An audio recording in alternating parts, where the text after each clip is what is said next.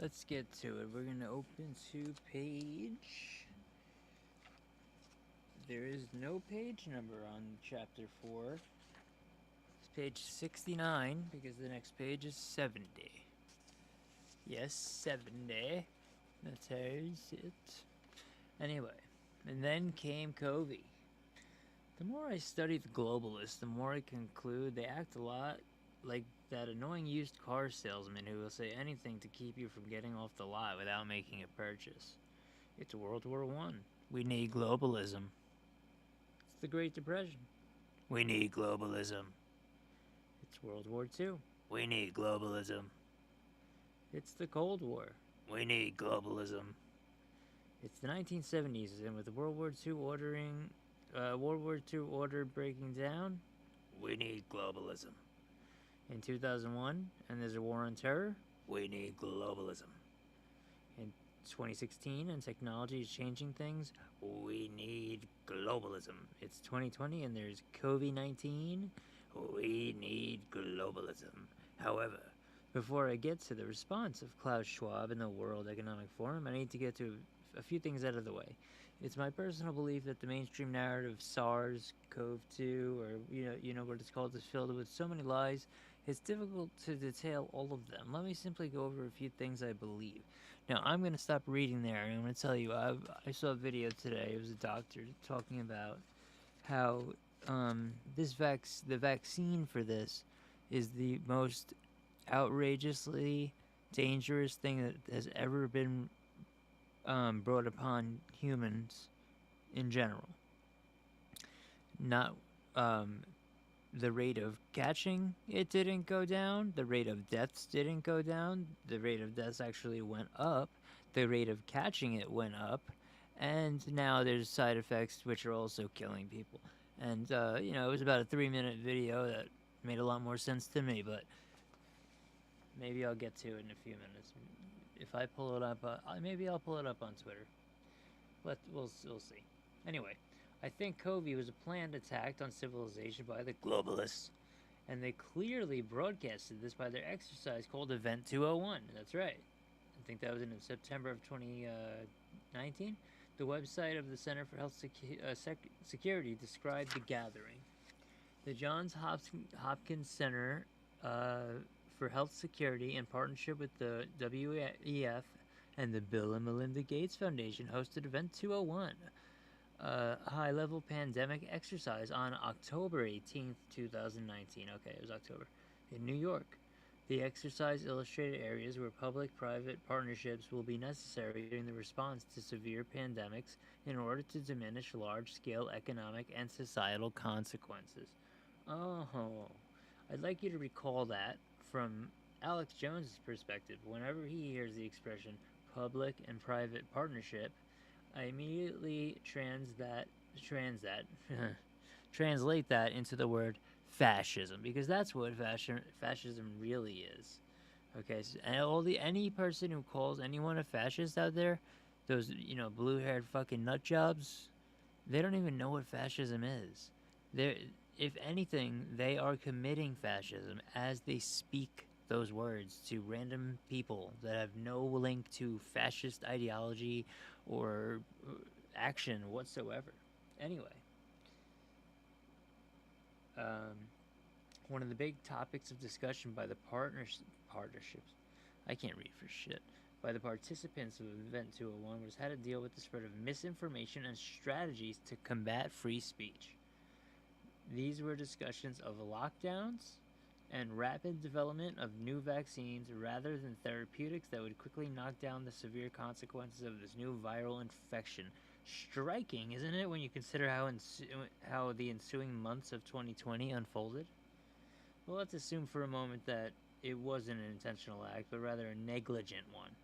Maybe some scientists were playing around with bat viruses, figuring they might someday cause a problem in humans, and one of their creations escaped from the lab or something like that. How would they take responsibility? Would they take responsibility? That's the question. No. They'd lie their asses off about it. So the only problem was that in 2016, in an article in the Nature magazine, they triumphantly told the world that they've been able to make these bat coronaviruses able to infect humans. The title of the article was Engineered Bat Virus Stirs Debate Over Risky Research. Let's read a few paragraphs, shall we? Sure.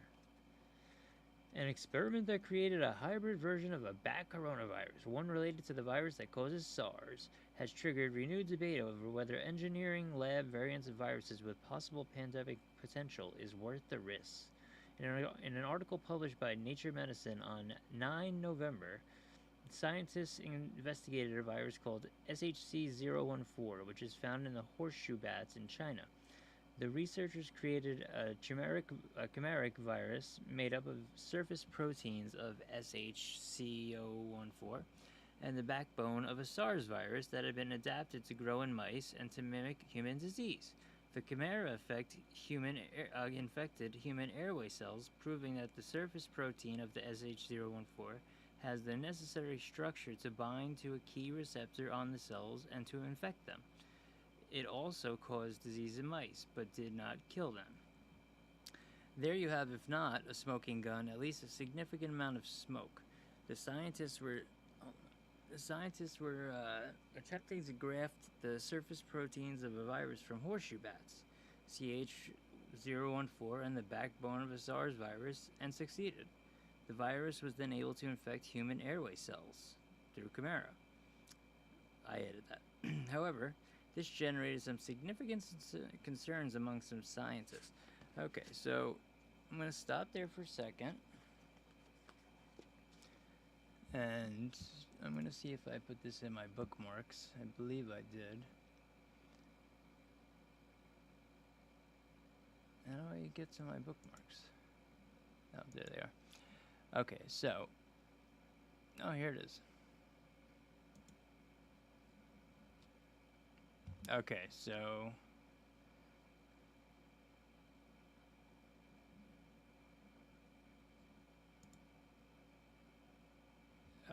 I'm going to share my screen here, and we're going to watch this video.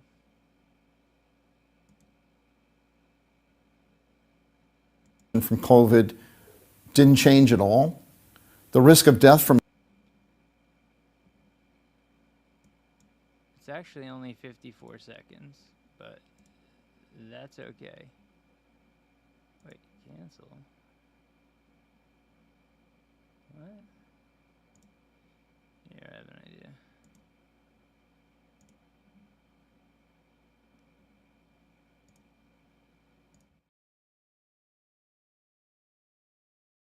the COVID vaccines were pretty much all risk and no benefit. The risk of infection went up. The risk of hospitalization from COVID didn't change at all. The risk of death from COVID went up. And the risk of death, just all-cause mortality, went up as well, all due to the COVID vaccines. They were perhaps the worst intervention in all medical history. We have censorship. It's happening worldwide. People who are trying to tell the truth get censored. We have immunity for the drug companies. And finally, we have intimidation tactics. Things like job loss or loss of credentials against doctors who are simply speaking the truth. Now, isn't that interesting? The COVID vaccine. I find that to be extremely interesting.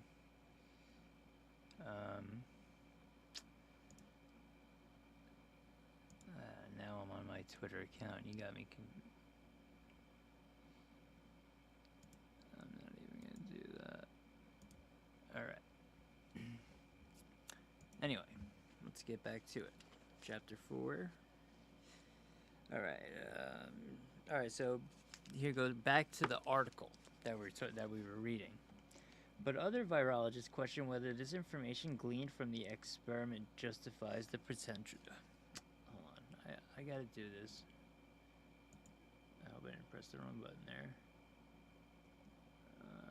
Here, let me do that one.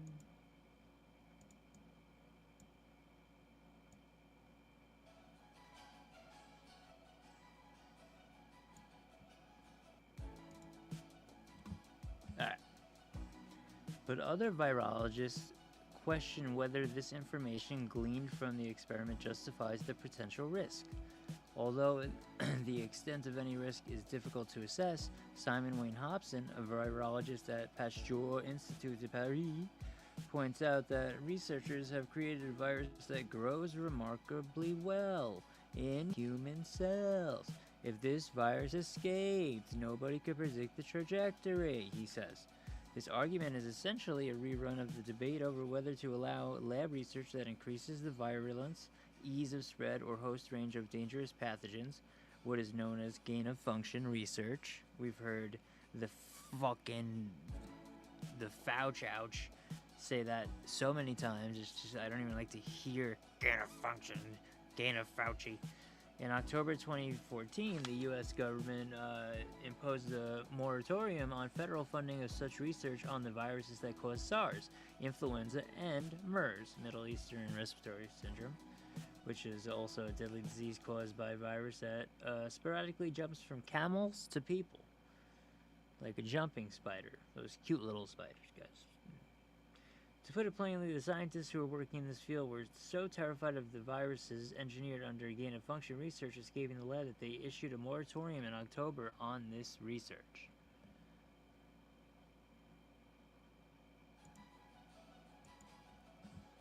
Sorry. Anyway. And did our lead public health official on COVID-19, Dr. Anthony Fauci, follow the science regarding the likely origin of the virus, as he repeatedly told Americans to do? The evidence suggests he did not. From the New York Post on June 2nd, 2021. Quote, Dr. Anthony Fauci was warned that the coronavirus had possibly been engineered and appeared to be taking reports about it seriously. At the same time, he was publicly downplaying the notion of the virus being created in the lab, according to his emails. Meanwhile, Fauci, America's top expert and retard in infectious diseases, also got a personal thank you from the dogs and the AIDS people for backing the natural origin theory from the head of a nonprofit that used a $3.4 million government grant to fund research at the Chinese lab suspected of creating the virus. The emails show. And as we know, the emails do not lie. Is it a coincidence that Dr. Anthony Fauci, our country's, I'm doing bunny ears with my fingers, top infectious disease specialist on bunny ears, lied about the possible origins of this virus, and that the most powerful organizations in the world, including Johns Hopkins University, Klaus Schwab's WEF, and the Bill Gates Foundation, worked together on Event 201, which envisioned just such a scenario? Possibly, but let's say I haven't quite proved my claim to your satisfaction. Let's go further down the list of mistakes made by Dr. Fauci himself. Next, there's the question of how to respond to a virus. And again, Dr. Fauci seemed pretty determined not to engage in a scientific give and take, but to act in ways more befitting an authoritarian regime of scientists. The first rule of an authoritarian is to silence the opposition, which it appears Fauci and the head of the National Institutes of Health, Dr. Francis Collins, did. In fact, the allegations against these two men were so egregious that the editorial board of the Wall Street Journal felt compelled to write an opinion piece about the issue on December 21st, 2021. And here it is in, quote, in public, Anthony Fauci and Francis Collins urged Americans to follow the science. In private, the two sainted public health officials schemed to quash dissenting views from the top scientists. That's the troubling but fair conclusion from emails obtained recently via the Freedom of Information Act, FOIA, by the way, by the American Institute for Economic Research. The tale unfolded in October 2020 after the launch of the Great Barrington Declaration, a statement by Harvard's Martin Kulldorff, Oxford's Sunetra Gupta, and Stanford's Jay Bhattacharya, no, I know him, against blanket pandemic lockdowns. They favored a policy of what they called focused protection of high-risk populations such as the elderly or those with medical conditions, like myself. Thousands of scientists signed the declarations if they were able to learn about it. If they were able to learn about it. So there's the setup that any good globalist would be salivating over. Fauci and Collins sit atop the public health pyramid of America, distributing billions of federal dollars to their favorite people, researchers, projects, whatever. In the mind of the typical globalist, this is a recipe for success. But even in science, the democratic free-thinking urges prevail. Not all the top people in science will go along with the consensus. In fact, the best scientists are usually those who ruthlessly question the prevailing narrative and assumptions. That's what science is, my friends. That's what science is to all 0 people that will hear this. If you know, that is what it is. And if they're brave enough to stick their necks out, as did Harvard's Koldorf, Oxford's Gupta, and Stanford's Bhattacharya, I now know who Gupta is too. I just said the name wrong. They're going to cause some disruption, which they did. It's at moments like this when the question can be answered. What will the globalists do to those who don't agree with them? The answer? They'll try to ruin them. As the Wall Street Journal piece reported, that didn't please the lockdown consensus enforced by public health officials and the press. Dr. Collins, the director of the National Institute of Health, until Sunday, sent an email on October 8th, 2020, to Fauci, the director of the National Institute of Allergy and Infectious Diseases, and it said this. This proposal from the 3 fringe epidemiologists, okay, so he's talking about the Bhattacharya, Koldorf, and Gupta, seems to be getting a lot of attention, and even a co-signature from Nobel Prize winner Mike Levitt at Stanford. There needs to be a quick and devastating published takedown of its premises, Dr. Collins wrote. Is it underway? That he wrote to Fauci Ouch? Wow. So it's difficult to read this opinion piece from the Wall Street Journal and come away with anything but the impression that these alleged scientists are not any different from warring mafia dons or corporate raiders. Would it have been so difficult in 2020 to have these scientists debate the issue of lockdowns and other public health measures on a 3-hour public Zoom call or something like that? Millions would have tuned into that debate, and especially when people were scared to go outside. Millions would have tuned into that debate, and we would have all been better informed. The Wall Street Journal opinion piece continued their critique. These researchers weren't fringe, and neither was their opposition to quarantining society. Wow, so the Wall Street Journal was really on our side a little bit. But in the panic over the virus, these 2 voices of science used their authority to stigmatize dissenters and crush debate. A week after his email, which was October 8th, 2021, I believe is what I said. Well, whatever I said. I think that's it. Dr. Collins spoke to the Washington Post about the Great Barrington Declaration. This is a fringe component of epidemiology, he said. This is not mainstream science, it's dangerous. His message spread and the alternative strategy was dismissed in most precincts. Wow. And it goes on. Well, the book goes on. This effort by Collins and Fauci can seem puzzling to the average person, but when you view it through the lens of globalism and technocracy, the idea that scientists, engineers, and managers are best situated to make the important decisions in society, it all becomes clear. They don't believe in free and open debate because they don't trust you to make the right decision. Not the right decision meaning the proper decision, the right one for them. This becomes remarkably clear in a bizarre statement made by Dr. Fauci as he found himself under attack by a few brave Republicans and media outlets. So, on CBS, Dr. Fauci said Republicans who criticize him are really criticizing science because I represent science, and that's dangerous.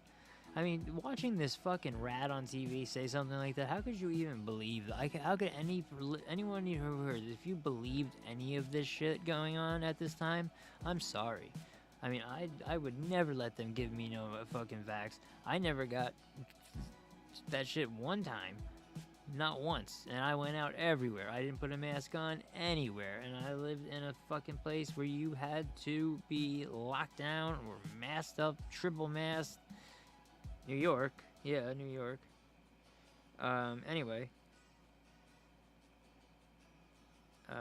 Okay. So really criticizing science because I represent science and that's dangerous.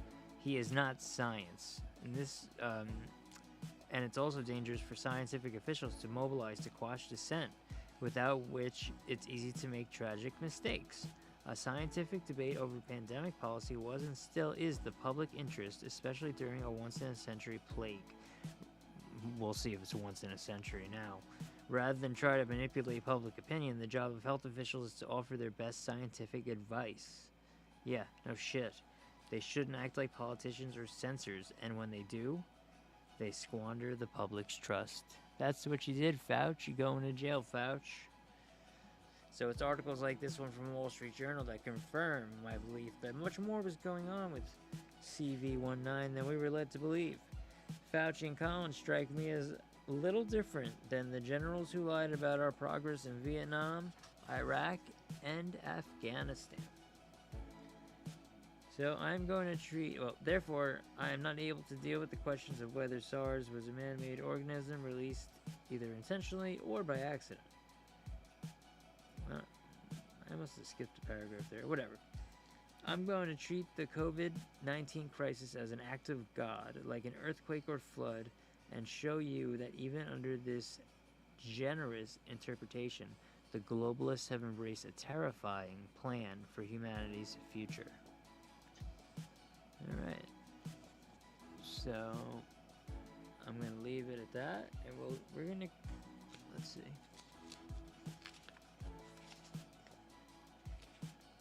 Yeah, we're going to continue this chapter tomorrow, because this is a very long chapter. So, I would love to say, though, just one time, and I want to hear it from the back. There is no planet B. There is no planet blah. Blah, blah, blah. Blah, blah, blah.